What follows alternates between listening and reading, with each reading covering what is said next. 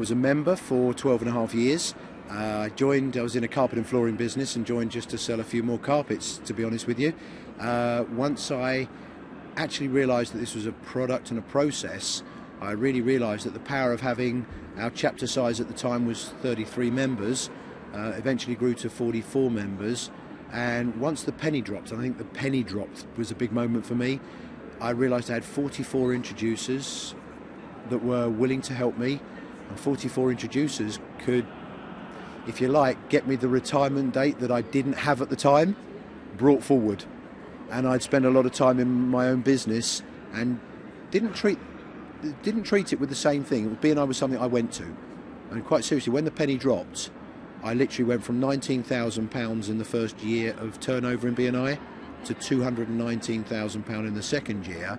And then throughout my 12 years of membership, I generated over £300,000 worth of business per annum through my B&I career.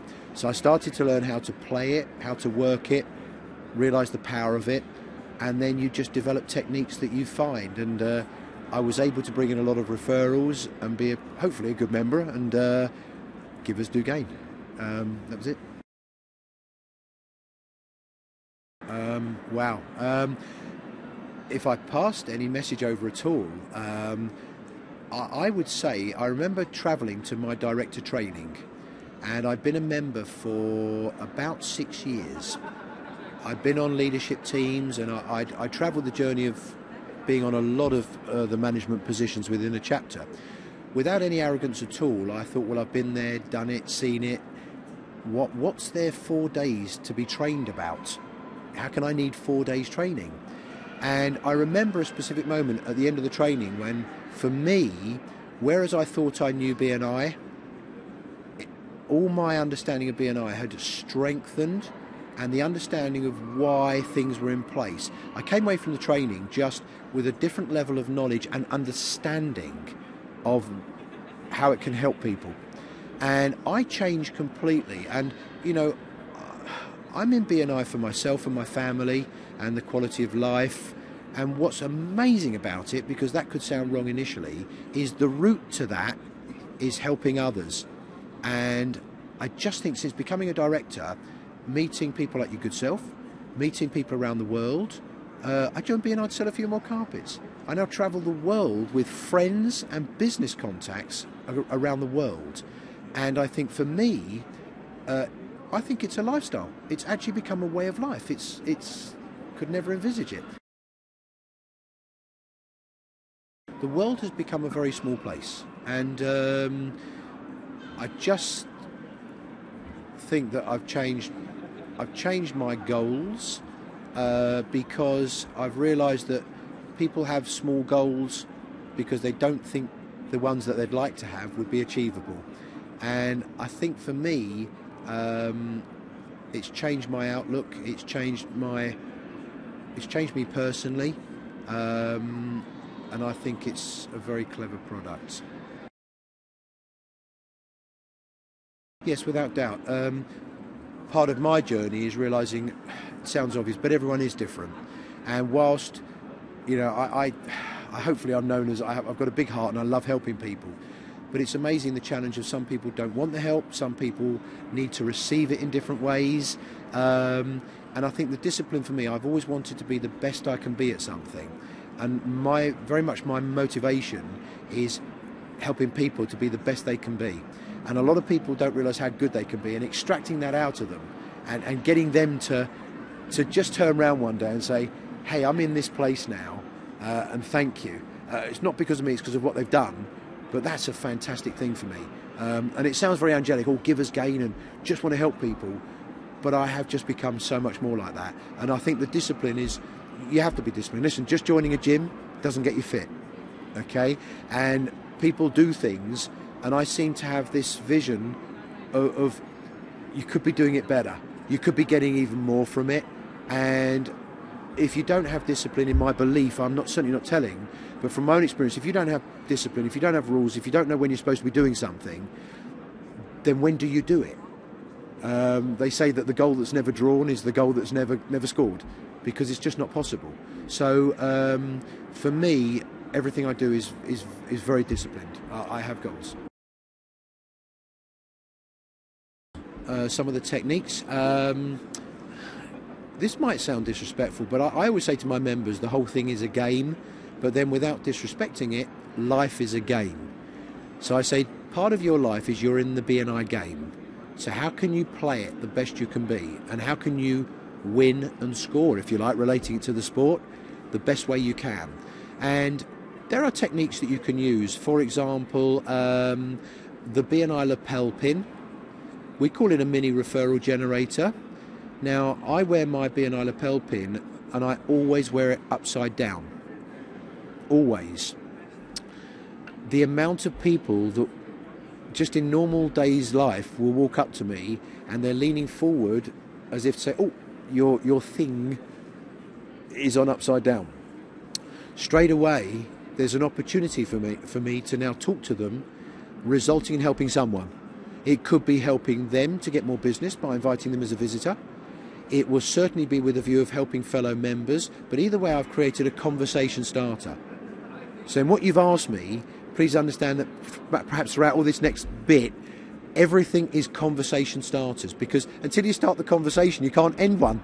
So it's how can I get people talking to me about BNI without putting myself upon them? And that's a question a lot of members ask me. How do I talk BNI? And my simple answer is, you don't. So wearing the lapel pin on upside down has definitely created for me people trying to help me by turning it up the right way around. Great conversation starter. Some other simple ideas for generating referrals would be what I call email ending. We all send out, in my opinion, far too many emails nowadays, but what message is on there that only might influence someone to create a discussion again? I often have a saying, if you try something, it might not work. This is very poignant. If you don't try it, it definitely won't work. So email endings for me have been very good. Phil Berg is a founder member of BNI.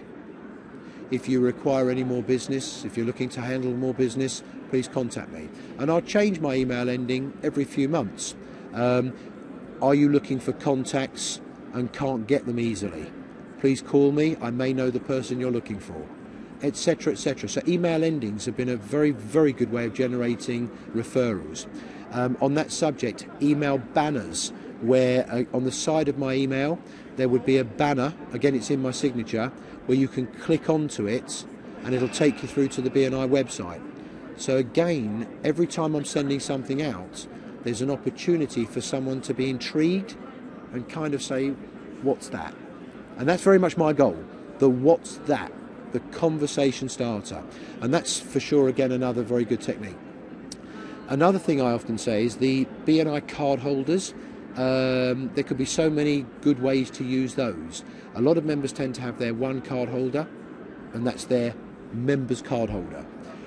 Again, as a referral tool, I give, when I run a sales training company, and on that basis, every time I do work for a client, I thank them by handing them a card holder full of business contacts that I know and I trust and I value.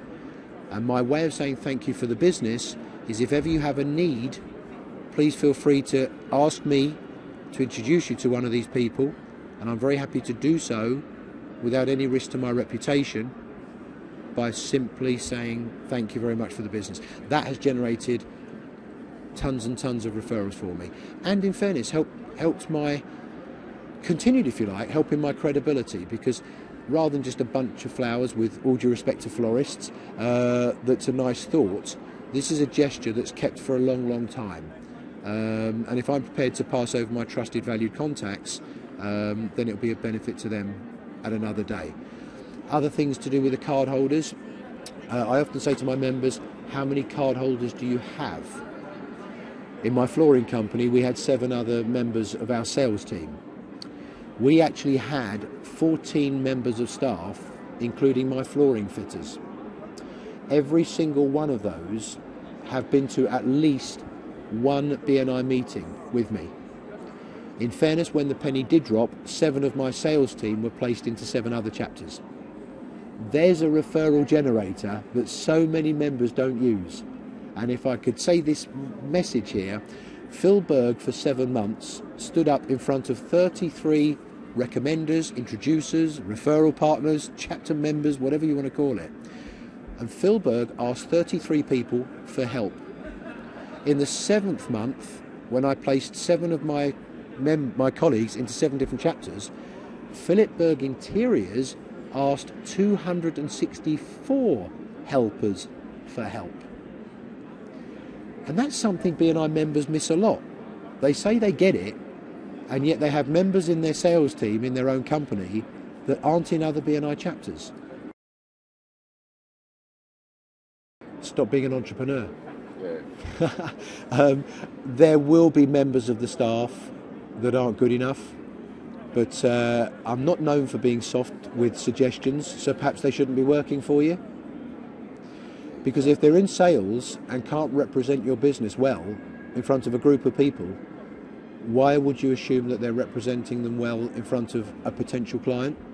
So training and education in life is important. So first thing I did with my team, who, let's be honest, if I just walked up to them and said, hey, listen, I want to put you into a B&I chapter, it means you're giving up 52 mornings of your life and leaving home at 6 a.m, they're going to say, no, thank you. If I put it over is, I have a great idea, and would you be interested in earning even more money from me? Their answer's not going to be no. So first of all, you have to get the buy-in of, I have an opportunity here that will earn you more money, would you be interested in me sharing it with you? The next thing I did, I realised that I always put myself into the client's position, or I always say know the audience. Why would any of my team members want to become a B&I member? No one should want to become a B&I member. They should want to extract what they can by being a B&I member. So I just tapped into what would be the buying points for my sales team. They worked for me to earn as much money as they can for their family. And here is an absolute banker of a referral opportunity, of an income opportunity, if you know how to use it. Because the alternative to not putting them into a B&I meeting is to leave them out there in the real world fighting for business with everyone. So actually, if you think about it, am I trying to enforce on them, or am I giving them the opportunity that they don't know I'm giving them? Hence inviting visitors. Okay? So, you know, for me, it's a no-brainer of the reason I wanted to do it, for me and for them, but they don't know it. And that's the same as a visitor experience. Okay? I also thought to myself, okay, putting them in there isn't just going to earn them money. So first of all, I held a training session with them every single week to help them to get B&I as quickly as possible.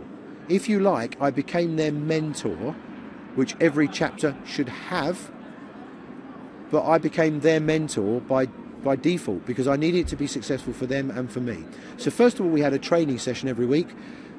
What challenge this week do you want me to help you with in B&I? The next thing I did, I made it very worthwhile for them to be in it. I have had before people in chapters who work for other people, and I've kind of quietly said, do you enjoy this? And they've kind of gone, it's okay. And I've said, why are you here? Because for me, even if it's something you just do, you've got to try and enjoy it as best as possible. And too many of them said, because my boss has put me in here. So summarising my answer to you is, if they don't feel that it's worth it for them, then the boss won't get the best out of them, which is therefore a negative impact. So I made it a very good commission, and I said to my team that everything you do throughout your B&I career, you will earn this percentage commission. It was a higher commission than if they'd got business elsewhere. That was the trick. So they actually thought, well, I can still do that, but this is going to be worth more. And then they had penny dropping moments. They personally developed, and that was it. Rather than just techniques, let me just stay on the card holder one couple of quick techniques with this one. There are silly ones. I have members that leave their card holder. They have 10 card holders with all their chapter members' cards in, and strategically they leave them on site. So for example, Dan, I'm coming round to talk to you about increasing your profits in your company, and we're in a meeting, and I leave my BNI card holder on site accidentally. I phone you up the same day, almost in a panic. Dan, hi, this is Phil. I left a card holder in your premises. It contains cards of the most trusted business colleagues of mine, the people that I do business with, and I value. It's very important to me. Please tell me that I've left it at you. No, I know I've left it at you. This person says, oh, yes. And I say, listen, it's not private. Please have a look through it. By all means, these are good business people that I'm happy to introduce to you if ever you have a need. Please have a look through and I'll come and collect it tomorrow. That's a member story. Another one is I have a member that keeps a spare card holder on the passenger seat of his car. It lives there. Every time someone gets in his car, he literally has to lift the card holder out of the way. The driver then turns around and says, oh, that's. Please, whilst we're driving, have a look through. Unless the person chooses to get out of the car, it's a captive audience. So these are some of the ideas. Every one of my colleagues in my admin in BNI, in my flooring company, have been to a BNI meeting. After they came to the BNI meeting, I presented them with a card holder.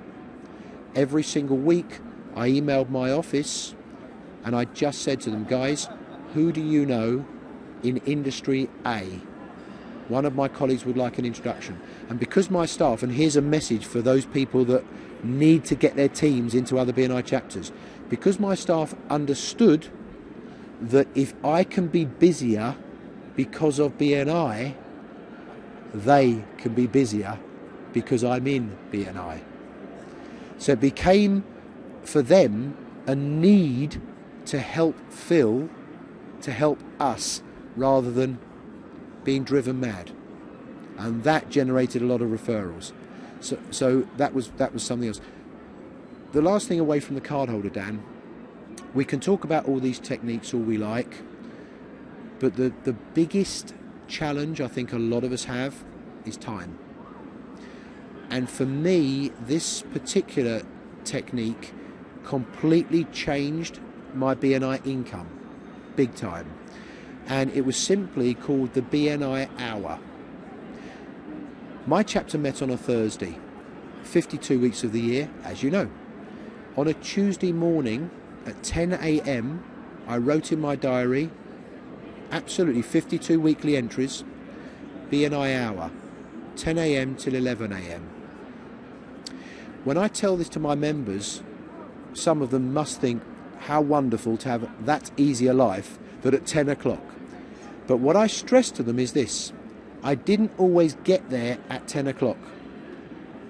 If I'd had a great Monday, when I opened my diary for the Tuesday, I could do the BNI Hour as planned, 10 till 11. If I'd had a pretty bad Monday, then the BNI Hour might have not been until 12 o'clock. If I'd had a terrible Monday, the BNI Hour might have been my first job on the Wednesday morning. Having entered it in the diary, BNI Hour every week increased my referrals to me 4 times. This goes probably back to my discipline. We analyse everything, not too deeply, but I always ask, did this work? Can we do it better? Is there ways that, what I wouldn't do again? And all I would end with, by shutting the door, and it was a difficult thing to do, because I think in today's climate, people tend to think, if I shut the door and I turn my laptop off and my BlackBerry gets turned off, oh my goodness. But actually, people have got to get into the understanding is they're not closing the door to their work. They are working on their BNI income strategy. It is work. They're actually concentrating on probably the biggest potential in their working life anyway, because where else do they have 30, 40 people, even in a low number chapter at 20? People tend to forget that still 20 introducers. It's got to be still more powerful in most companies than the business they had before they became a BNI member. The BNI Hour is something you focus on. Who was specific this week? How many phone calls can I make now? Who have I bumped into this week that I could invite? Who have I got meetings with in the next week that Dan might be welcome to introduce to? And you know, I'm not going to phone you up and introduce. I'm going to bring them to a business meeting to introduce them to a colleague that could be of good value. And by default, I then have a visitor as well.